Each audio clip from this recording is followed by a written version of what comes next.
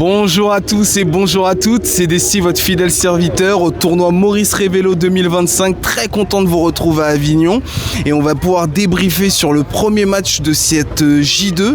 Un match très serré, un peu fermé mais qui a fini au tir au but.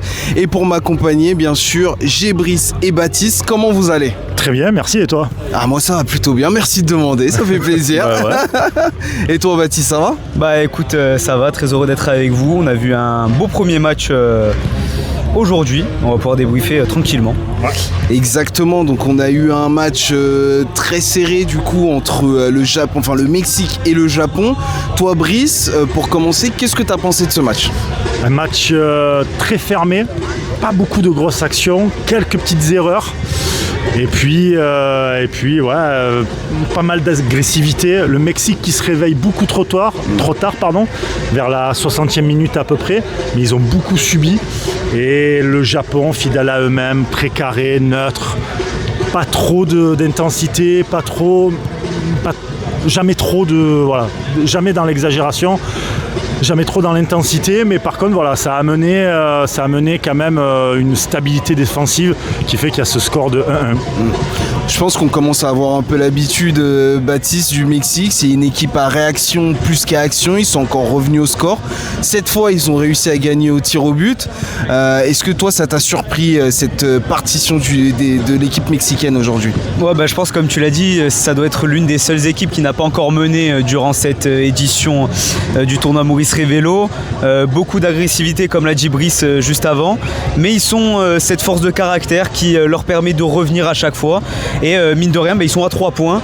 Ils sont juste derrière le Japon, juste derrière le Danemark. Donc ils vont encore se battre pour aller chercher cette demi-finale. Mais c'est quand même une équipe avec beaucoup de qualité, beaucoup de vitesse et beaucoup de niaque, beaucoup de hargne. Ils sont là pour gagner, à l'image du coach qui des fois s'engraine un petit peu contre les autres coachs, mais ça fait partie de leur culture. Et je pense que ça leur sert pour récupérer des ballons hauts. Donc très belle équipe, je trouve. Ouais, il y a eu beaucoup de cartons jaunes, un peu vicieuse quand même cette équipe mexicaine, non, tu trouves pas, Brice ? Très vicieuse.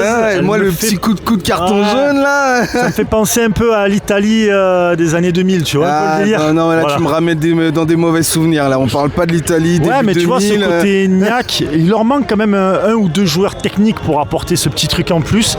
Ils ont les bases. Ce côté un peu niaque, ce côté un peu, méchant de dire ça, mais fourbe un peu, qui est parfois essentiel pour gagner un match. Expérimenté, voilà, merci, on aura moins de problèmes comme ça. Mais expérimenté, mais il leur manque un ou deux joueurs un peu techniques, avec un peu plus de finition.